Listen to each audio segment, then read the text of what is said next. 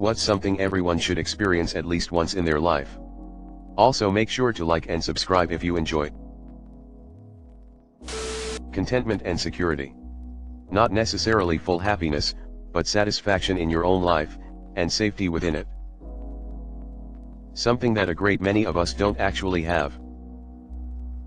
I feel like contentment is just a general feeling of satisfaction which facilitates moments of happiness which of course come and go. Being in love with someone who loves you back. It's crazy to think that I may never have that. I've loved and been loved but not on a deep and mutual level, and I can't help but feel envious of my married friends, but I'm sure some of them say the same thing about being single. One of life's greatest misses, cue single tear rolling down cheek. A loving and supportive group of humans. How about something a bit more realistic? Like moon shoes. I have two. One is seeing a starry night sky, no clouds, no light pollution, just a beautiful night sky. Or better yet, the northern lights. Second is seeing the view from a mountain peak. People always talk about how ugly the world is, but I think these two things really remind you of how beautiful Earth is too. I was 13 and went to see my aunt and uncle up in the White Mountains in Arizona. I said to my uncle, "I thought you said it'd be a clear night." He replied, "It is." First time I saw the nebulous material that makes up our galaxy. It truly is amazing. So many things. For me, I would once like to see the stars without light pollution, if I can someday afford to go to one of those places on Earth. I'm getting old, so odds are not good, sad face. https://www.travelandleisure.com/trip-idea/space-astronomy/darkest-places-in-the-us. If you agree in the US, the Midwest is a good place. I come only like 1.5 hours from a major city in a town of less than 1,000 people, and we see stars every night. Depending on where you live, find a tiny town outside of the city and just go on a clear night. You'll see so many. The sound of it snowing. I laid on the ground, in the snow at night in the Alaskan wilderness, in December. It's so peaceful. OLSC. It's like the ultimate quiet, and all you hear is snowflakes going pshhhhhhh, and then when you walk away it's like crunch, crunch, squeak. Smiley face. Seeing an ocean in person, from a beach. I took a friend to see the ocean for the first time, something I had seen regularly since I was a child. He was awestruck and we just sat there watching for about an hour. That thing some people do, of waking up and be excited for the day to come, that sounds nice. I only do this when I plan to do something like hang out with friends and shit. Reading a book so good you can't fall asleep without reading a new chapter, and to feel slightly sad when you finish it. Or reading a book that literally brings tears to your eyes. Everyone should experience the joys of traveling to a foreign land at least once in their lifetime, even if it's just to realize how much they love their own toilet. Imagine discovering new cultures, cuisines, and the thrill of trying to communicate with locals using just charades and a phrase book. Trust me, it's a life-changing experience that'll give you a new appreciation for your home and a killer accent to boot. Lived in Japan for a year. Experiencing bidets for the first time made me realize how much I hate my own toilet. Even if it's only for a short period of time, full financial independence, while being single. You can pay your own bills, you have your own place, and you have full freedom over your free time. Whether it's staying in and binge watching Netflix, or going out and sitting amongst strangers. Your time is your own. No kids. No spouse or significant other. I find this is when you really get to know and understand yourself. I had this for 4 years and Idaho's one of the accomplishments I'm most proud of. I loved living on my own. Moving away from your hometown, even if it is for a year. Great answer. The farther the better. Bonus points for overseas. Witnessing a total solar eclipse. Totally life-changing. Even having a full understanding of what is happening, I totally get how people over the millennia would find this to be an omen from the gods. The next one that can be seen in the contiguous USA is April 8, 2024. If you miss it, you'll have to wait till August 23, 2044.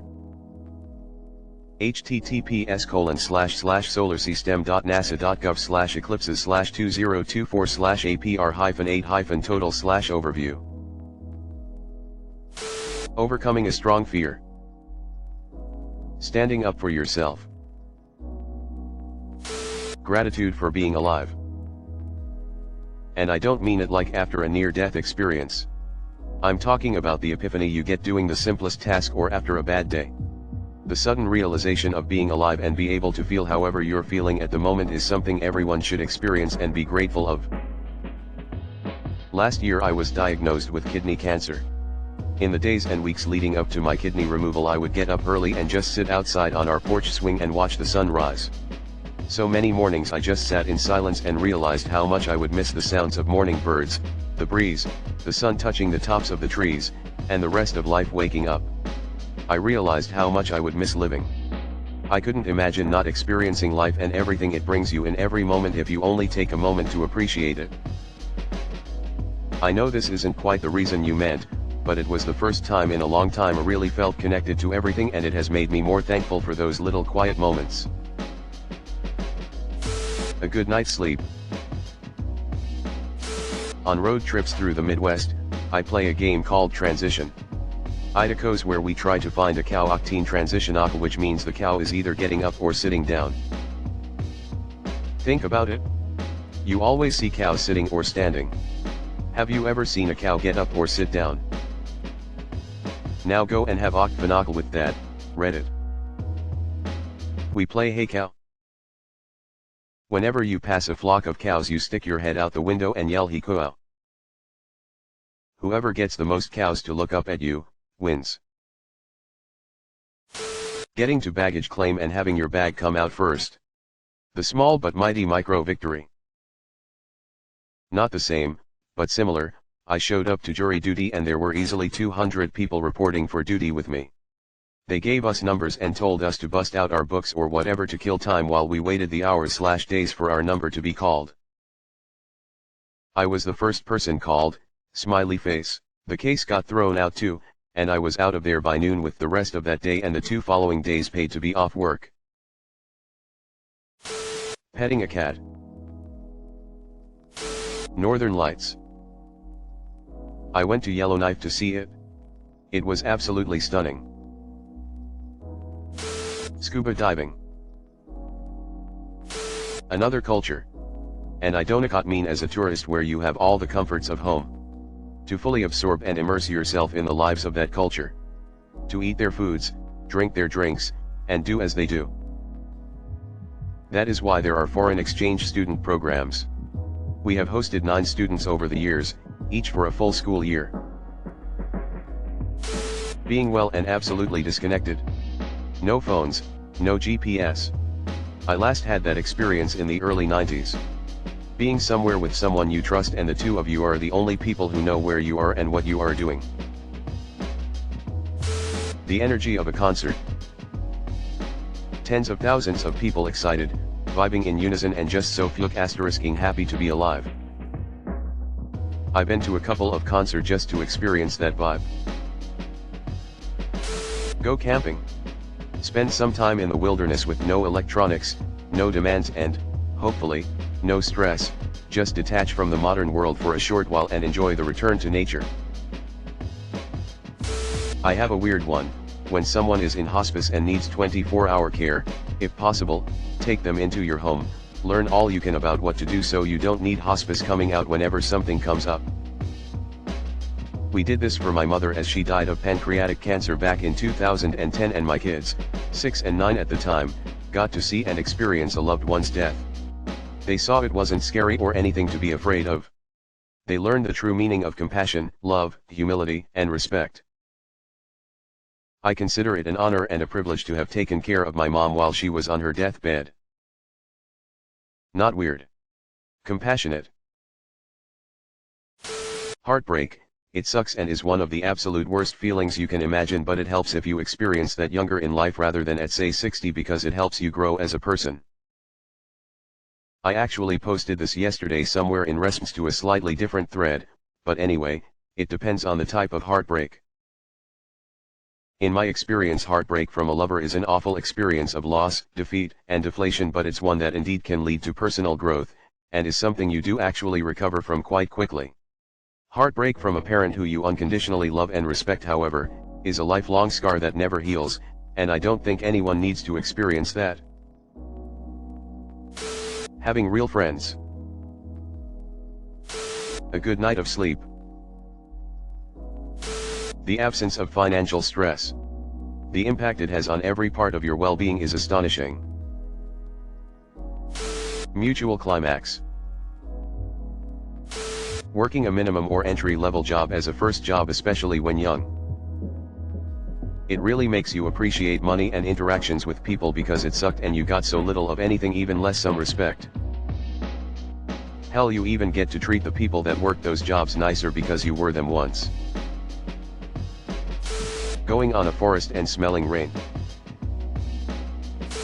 Unconditional love. I'd happily settle for conditional, honestly. What it's like to work a busy shift at a restaurant, can be any role: waiting tables, bussing, cooking, hosting. Everyone should have one evening where you are trying to serve and cater to dozens of people at once. You should know how it feels to bring someone the wrong dish or spill a glass on someone. You should know how it feels to work hard AF and get no tip, get told to take something back like it's your fault, all the normal things that happen during a busy shift. By having that experience, you will have a permanently different view of going out to eat, and you will be a kinder, more accepting and patient customer. I was a line cook at a busy, high-end restaurant back in college. I subsequently spent several years working in war zones. Working in a kitchen was not as stressful as war, but it was not that far off either. The Northwoods of Wisconsin in the summer. Truly beautiful area. Bring a shotgun for the skeeters though. Being loved, and also getting your ass eaten out. This list is a roller coaster ride. Having a pet. Taking care of and being responsible for at least one living being other than oneself. Octaven Gokul, something is not nearly as significant as actually caring for it. Aurora Borealis. At this time of year? A heroic dose of psilocybin. I did shrooms for the first time a few months ago, took 3.5 grams in the form of a wonderful tasting chocolate bar and had the best night of my life. I was playing every instrument I owned and saw colors that I hadn't seen before, listening to music on my couch with full surround that felt like multiple lifetimes in the span of around 6 hours. Everything I looked at or listened to felt new and life-changing, and even now I look at that experience fondly. I did it a second time with a close childhood friend because he wanted to experience it for the first time as well, and I swore I was a captain of a spaceship while we had space jazz music playing in the background and all the lights turned to a low black light effect. I haven't done it since, don't see a reason to, but those two experiences were beautiful in their own right. Being in a poor part of a third world country. We have all seen poverty on TV, but it is a very different thing when you are standing in the middle of it. You then realize how lucky you are. Plenty of Westerners go to Asia or Africa for this purpose. I understand Idaho's a way to realize how lucky you are, etc. But at the same time it's almost like going to the zoo and looking at the poor animals and saying "Iocom glad Iocom not locked in a cage like them." Something about it just doesn't sit right with me. A hug, simple but important. Ego death. This guide goes. International travel. Whale watching from a boat. Whales are amazing.